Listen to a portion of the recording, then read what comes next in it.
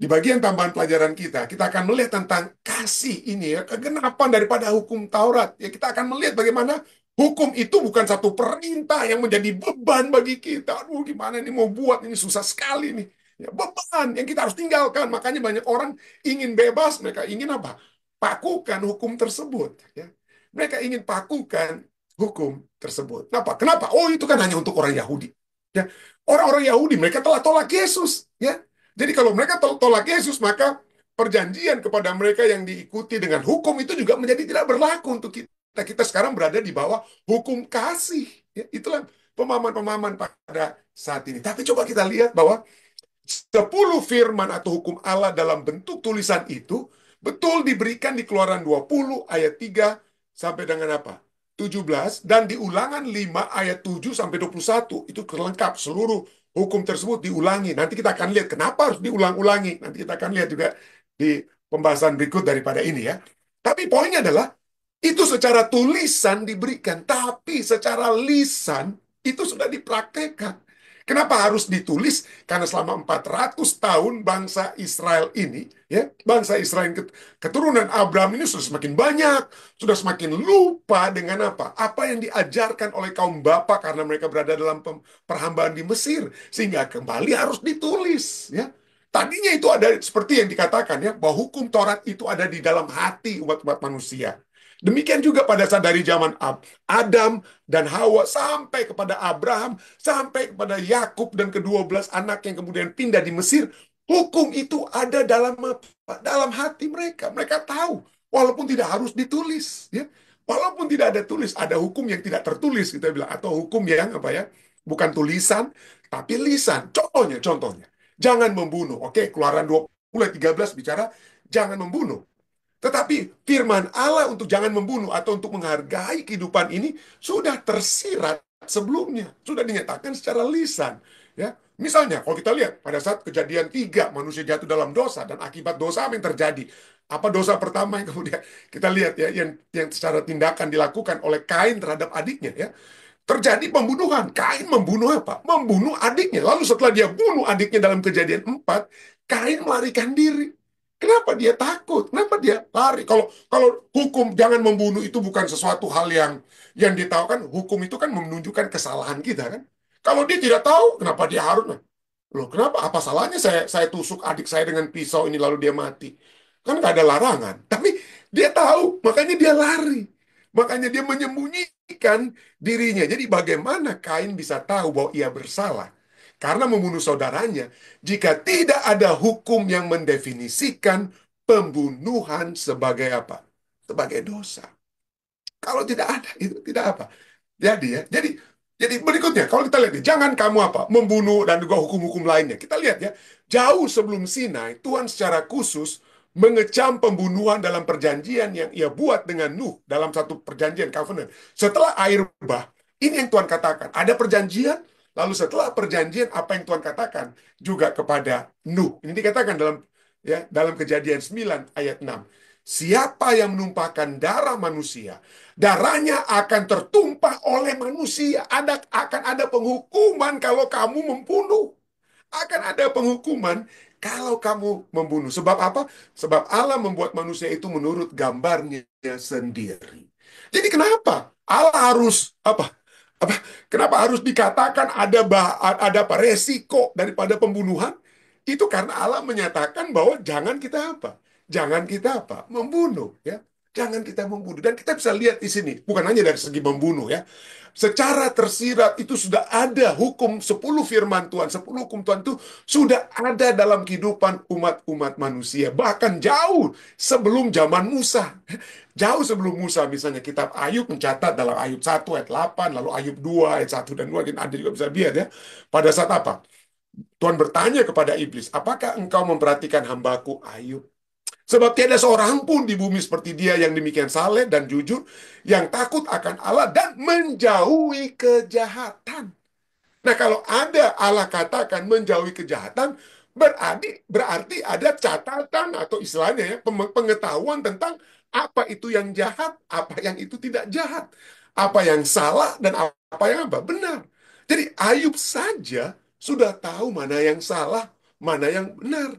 Dia menjauhi yang salah. Dia menjauhi kejahatan. Artinya, hukum Tuhan itu sudah ada dalam diri, dalam kehidupan daripada Ayub sendiri. Jadi jelas dengan kata lain. Jelas ada standar tentang tindakan yang benar dan yang salah yang terlihat di hidup daripada kehidupan Ayub ya. Jauh sebelum tulisan tentang 10 firman itu dicatat dalam Keluaran 20. Ya, dalam Keluaran 20. Nah, selain ini yang memang seperti cuma tersirat-tersirat ini, kita lihat jauh di atas semuanya itu firman untuk menguduskan hari Sabat sudah ada sesudah sudah ada ya sejak minggu penciptaan ya salah tulis sedikit ini sudah ada sejak minggu penciptaan. Kejadian 23 katakan lalu Allah memberkati hari ketujuh itu dan menguduskannya. Karena pada hari itulah ia berhenti dari segala pekerjaan penciptaannya yang telah dibuatnya itu. Ini Keluaran 20 kemudian baru kita lihat itu secara tulisan. Tapi coba lihat. Di Keluaran 20 baru tertulis tentang 10 hukum tersebut ya. Tapi di Keluaran 16 kita sudah lihat bagaimana hukum hari Sabat itu walaupun belum tertulis seperti ditulis dalam Keluaran 20, kita lihat sudah dipraktekkan dalam Keluaran 16. Pada saat bangsa Israel bersungut-sungut karena tidak ada makanan, ya, mereka mengeluh sampai Tuhan akan memberikan apa? Tuhan kemudian memberikan mana, ya. Tuhan memberikan mana. Lalu apa dikatakan, ya? Misalnya dalam Keluaran 16 ayat 26 dikatakan 6 hari lamanya kamu memungut mana tersebut. Tetapi pada hari yang ketujuh ada Sabat. Hari ketujuh ada Sabat. Maka roti itu atau mana itu tidak akan apa? Tidak ada pada hari itu. Ini ayat 26 ya. Dan kemudian apa yang terjadi di ayat 27 dan 8. Tetapi ketika pada hari ketujuh ada dari bangsa itu yang keluar memungutnya. Tidaklah mereka mendapatkan mana tersebut. Sebab itu ayat 28. Sebab itu Tuhan berfirman kepada Musa. Berapa lama lagi kamu menolak mengikuti segala perintahku dan hukumku? Padahal yang hukum mana nih? Keluaran 20 baru ketahuan, ya, ini kan dalam perjalanan mereka menuju ke Sinai. Ini mereka belum sampai di Sinai, yang mana Tuhan berbicara tentang 10 firman-Nya atau 10 hukumnya. Tapi sebelum itu sekalipun, di sini Keluaran 16 ayat 28 katakan apa? Bangsa ini telah menolak mengikuti segala perintahku dan hukumku, khususnya mengenai apa?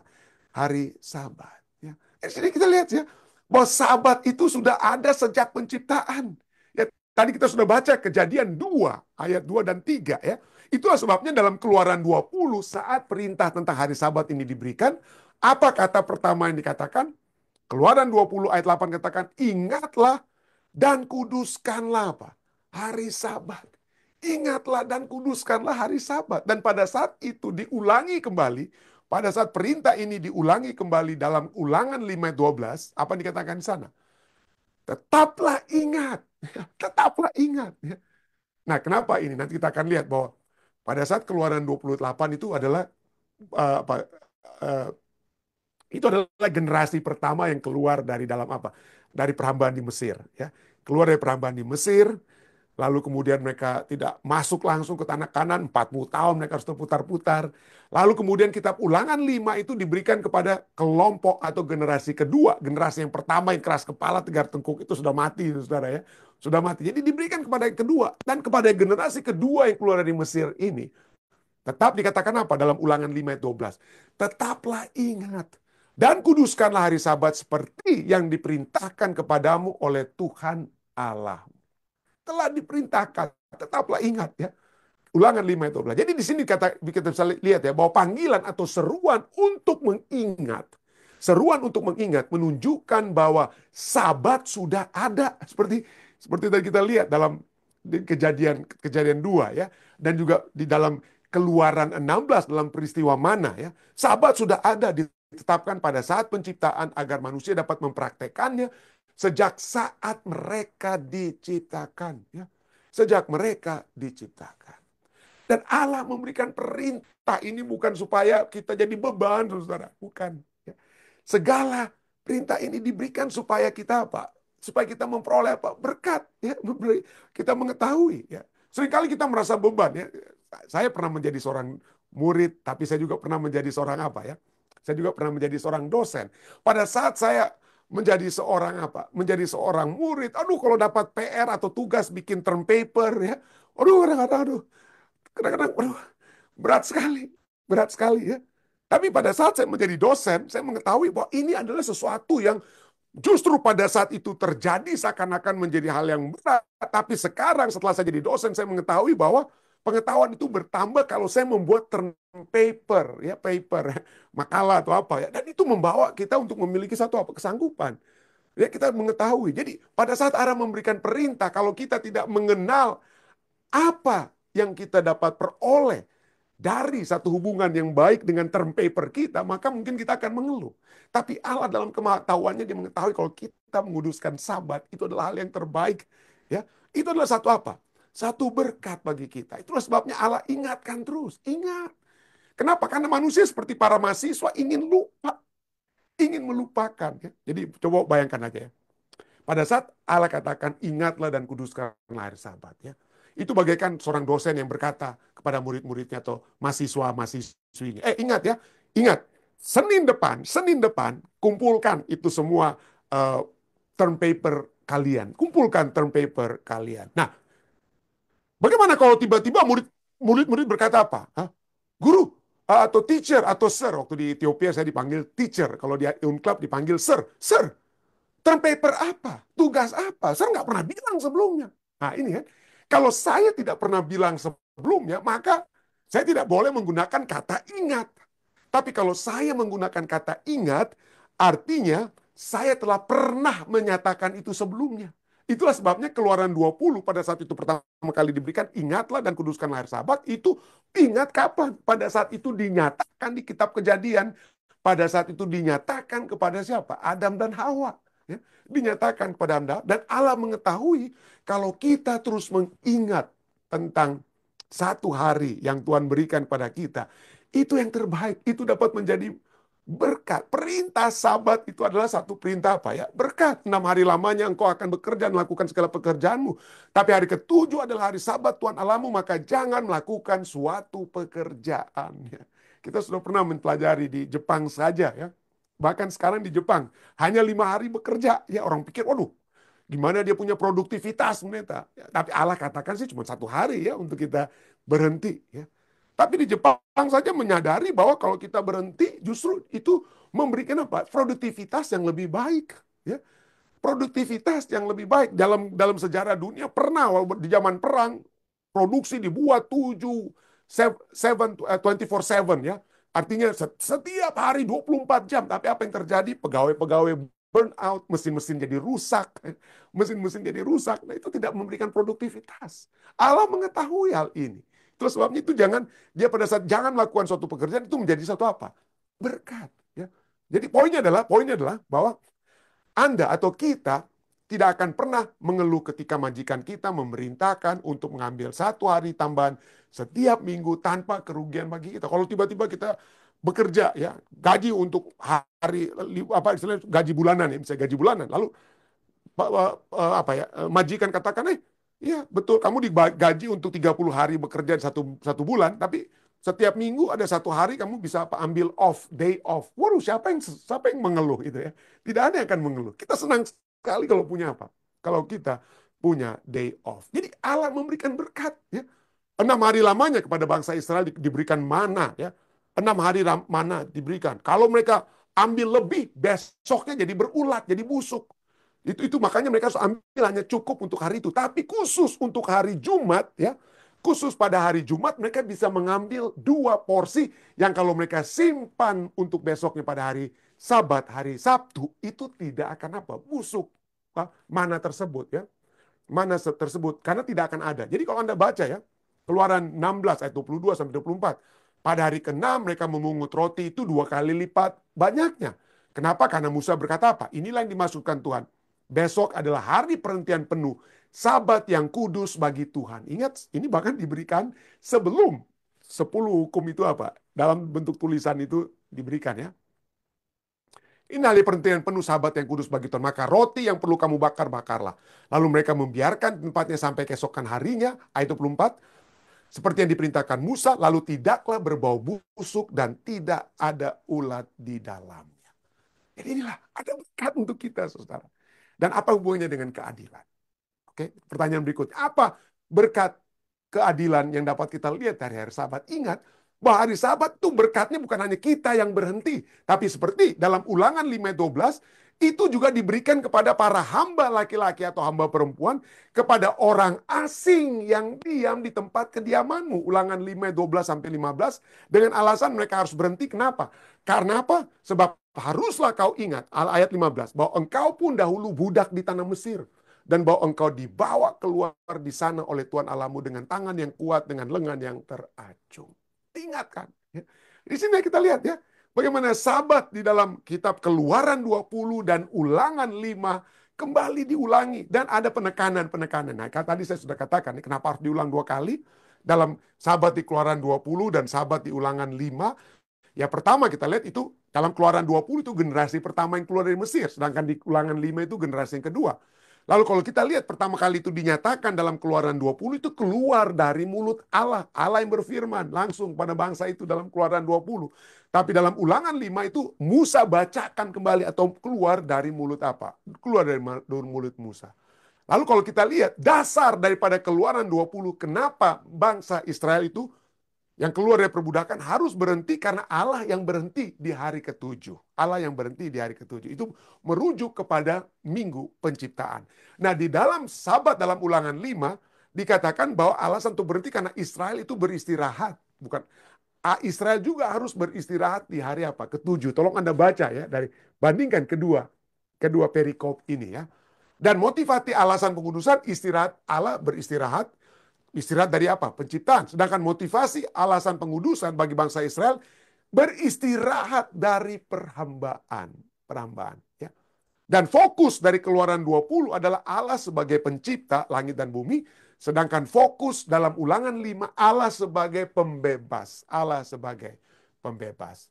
Dan penciptaannya ada apa? Penciptaan adalah umat manusia, sedangkan penciptaan itu adalah umat pilihan dalam Ulangan 5. Tapi dari sini kita lihat, Allah sebagai pembebas, Allah yang memberikan keadilan kepada bangsa Israel yang keluar dari Mesir, ya, adalah Allah juga yang ingin agar bangsa Israel yang dia sudah bebaskan itu memberikan keadilan kepada apa?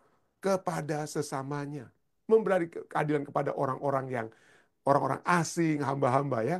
Nah, ini mari kita lihat di sinilah, kita lihat ya, ada dua penambahan ya dalam kitab Ulangan 5 ya.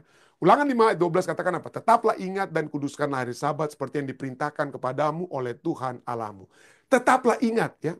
Ini penambahan yang pertama, ini bicara tentang apa? Tetaplah ingat dalam Ulangan 5 ayat 12. Ingat ya. Dari kata apa? Observe, syamar, ya, to keep watch, untuk menjaga, memperhatikan, melestarikan, tetaplah menjaga ya, melestarikan apa yang sudah Allah nyatakan sebelumnya. Nah, apakah signifikansi dari penambahan ini? Tetaplah ingat, seperti yang diperintahkan padamu. Artinya apa? Menyatakan bahwa perintah ini telah dinyatakan sebelumnya. Bukan sesuatu hal yang baru diberikan. Bukan, sudah dinyatakan sebelumnya. Menyatakan bahwa perintah ini harus dituruti walaupun ada perubahan motivasi atau alasan dari pengudusan. Yang pertama, Keluaran 20, alasannya itu hubungan dengan apa? Minggu penciptaan, Allah yang berhenti dari pekerjaannya. Sedangkan Ulangan 5 itu alasan berhenti itu adalah seperti perhambaan daripada apa? Masa perhambaan di Mesir. Atau siapa? Di dalam Keluaran 20 Allah yang bicara, dalam Ulangan 5 Musa yang mengucapkan perintah tersebut ya. Jadi ini kita lihat. Dan yang kedua, ada dua penambahan yang tidak tertulis di dalam Ulangan 20, tapi kita lihat dalam Keluaran 20, tapi kita bisa lihat dalam Ulangan 5. Inilah sebabnya kita lihat berkat kepada keadilan pada orang lain. Kenapa? Karena ini dia. Ya, salah satu poin ya. Jangan melakukan suatu pekerjaan hambamu perempuan atau lembumu atau bahkan apa? Keledaimu. Nah, apa signifikansi daripada apa? Apa perbedaannya dengan Keluaran 20? Di dalam Keluaran 20 cuma dikatakan tidak ada bicara tentang lembumu atau keledaimu, tidak ada. Cuma apa? Jangan lakukan suatu pekerjaan hambamu perempuan atau hewanmu. Tidak disebutkan dalam Keluaran 20 itu tentang lembumu dan apa? Keledaimu. Kenapa? Kenapa? Kenapa ini tidak sama seperti sama dengan Keluaran 20? Kenapa? Apakah ini salah tulis? Tidak. Ini sengaja ditulis ya. Sengaja ditulis dalam kitab Ulangan 5 karena ada unsur keadilan yang harus terjadi. Keadilan dalam arti apa? Ya. Apa signifikansi daripada lembu dan keledai di sini? Kalau kita lihat signifikansinya yang hubungkan dengan keadilan adalah apa? Bahwa kata-kata tentang lembu dan keledai itu adalah kata-kata yang juga diulangi dalam hukum yang ke-10, Saudara. Hukum ke-10 ya. Keluaran 20 ayat 17, jangan mengingini istrinya ini dan seterusnya ya. Hambanya perempuan atau lembunya atau keledainya. Jadi Ulangan 5 bicara tentang sabat, kata-kata dalam sabat dan kata-kata dalam jangan mengingini ada hubungannya dengan apa? Dapat dihubungkan dengan pernyataan tentang apa? Lembu dan apa? Lembu dan keledai. Lembu dan keledai ya. Jadi ulangan ya.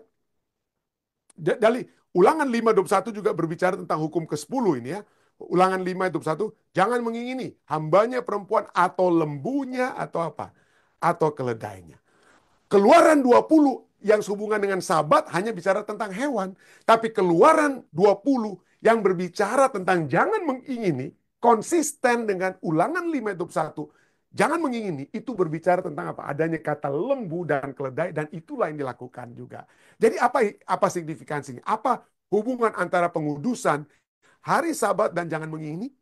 Itu kita harus memiliki keadilan. Jangan memiliki satu keadilan bukan hanya kita merampas milik orang lain dengan mencuri, ya, tapi bahkan dari dasar hati kita sendiri, ya, dasar kasih kita, kita tidak akan mengingini milik orang lain, istrinya ataupun apapun yang dimiliki oleh orang lain, ya. Dan inilah kita lihat di sini ya, bahwa pada saat itu dihubungkan dengan hari Sabat. Hari Sabat itu menjadi satu keadilan. Kenapa? Karena pada saat kita beristirahat, itu bukan hanya kita beristirahat untuk berbakti, untuk apa, tapi beristirahat dari pekerjaan, bukan hanya berhenti dari pekerjaan, tapi dari segala keinginan-keinginan dunia yang dapat mencelakakan orang lain. Kenapa? Kalau saya mengingini milik Anda, kemungkinan saya dapat mencuri milik Anda. Kalau saya mengingini milik Anda, saya bahkan dapat membunuh Anda untuk mengambil apa yang Anda miliki yang tidak saya apa? Miliki. Jadi kita diminta untuk beristirahat pada hari Sabat untuk mengenang siapa pencipta kita. Dan kita semua sebagai apa? Ciptaan. Ya. Kita semua sebagai ciptaan. Jadi pada saat kita beristirahat sesungguhnya pada hari Sabat, ya, menemukan istirahat dari mengingini dan mendambakan barang-barang keledai atau lembu atau materialisme yang dimiliki oleh orang lain, dari yang dimiliki oleh tetangga kita dan lain sebagainya ya. Jadi sabat itu, signifikansi daripada sabat itu adalah kita dapat berhenti bebas dari pekerjaan. Itu adalah di luar. Tapi dihubungkan dengan hukum yang ke-10, artinya sabat itu membawa kita untuk berhenti daripada mengingini. Ya, keinginan-keinginan dalam hati. Jadi dengan poinnya adalah jangan kita ke gereja lalu melihat, waduh ada orang punya barang baru, tas baru, mobil baru, sepatu baru, waduh ingin pada mereka. Wah itu sudah apa, melanggar banyak hukum gitu dengan kita lain ya. Dengan poinnya. Jadi biarlah kita memiliki kebebasan. Kebebasan dari bukan hanya bekerja, kita tidak bekerja, tidak masuk ke tempat bekerja kita, tapi kita bebas berhenti daripada segala keinginan-keinginan kita. Itulah sebabnya Tuhan mau sabat itu menjadi berkat bagi setiap individu, siapa saja, mulai dari engkau, hambamu laki-laki, hambamu perempuan, orang asing, siapa saja. Semua orang diminta untuk apa? Berhenti. Untuk dapat mengenang siapa pencipta kita dan siapa kita. Berhenti daripada segala perjuangan untuk bertarung dalam kehidupan apa? Dalam kehidupan yang penuh dengan pertarungan yang terjadi saat ini. Betul, kita dikatakan engkau akan bekerja, tapi jangan lupa 6 hari kita bekerja, tapi kita akan apa? Berhenti pada hari ke-7. Ada berkat ya. Ada berkat. Ulangan 5 ayat 13, engkau akan bekerja selama 6 hari. Tapi ulangan 5 ayat 14 katakan hambamu laki-laki perempuan jangan apa? Jangan bekerja. Lalu kemudian hambamu laki-laki atau perempuan akan apa? Berhenti bekerja. Diulangi kembali. 2 kali diulang-ulangi saudara. 2 kali diulang-ulangi tentang hambamu laki-laki atau hambamu perempuan berhenti bekerja. Dalam ayat 14 itu 2 kali diulang-ulangi ya. Karena apa? Engkau dahulu pekerja atau hamba. Jadi poinnya adalah buat adil. Buatlah keadilan. Ya. Kita dapat memperoleh keadilan dari Tuhan. Kita tadinya diperhamba, kita bekerja. Tapi sekarang kita apa? tidak memperoleh pekerjaan. Artinya dalam arti kita berhenti daripada pekerjaan perhambaan tersebut. Kalau demikian, buatlah keadilan dengan orang-orang lain juga. Jadi inilah berkat dari setiap individu. Ya. Lalu berikutnya, poin berkat bagi setiap induk. Kenapa? Karena kata ini. Di hukum keempat dan kalimat Tuhan Allahmu. Ya. Ulangan 5:12 katakan, tetaplah ingat, kuduskanlah hari Sabat seperti yang diperintahkan kepadamu oleh Tuhan Allahmu. Mu-nya itu singular, saudara. Ya. Allahmu itu ditekankan berulang-ulang kali. Sabat Tuhan Allahmu. Ulangan 5 ayat 14, ulangan 5 ayat 15. Tuhan Allahmu. Ya, setiap individu, bukan Tuhan Allah kalian. Tidak, itu ditujukan kepada setiap individu orang-orang Islam. Itulah sebabnya Tuhan Allahmu memerintahkan engkau merayakan hari Sabat. Your God. Tuhan Allahmu, the Lord your God. Orang kedua apa? Tunggal. Itu menjadi artinya apa? Setiap individu, Allah saya pribadi, ya. Allah saya pribadi. Tuhan Allahmu itu ada 300 kali dituliskan dalam kitab Ulangan, 1 kali dalam kitab Kejadian, 27 kali dalam kitab Keluaran, 26 kali. Tuhan Allahmu itu dituliskan dalam kitab Imamat dan 6 kali dalam kitab apa? Dalam kitab Bilangan. Tapi penulisan Tuhan Allahmu di 10 hukum. Ulangan 5 ayat 6 1 itu ada 9 kali. 9 kali ya. Itu di mana itu munculnya? Sekali lagi, setiap hukum itu menunjukkan kepada apa? Allah itu sebagai Tuhan kita. Jadi di sini kita lihat bagaimana kata-kata dari hukum yang keempat ini, kata-kata dari hukum tentang Sabat itu mengajak kita untuk mendapatkan berkat dari Tuhan Allah kita pribadi.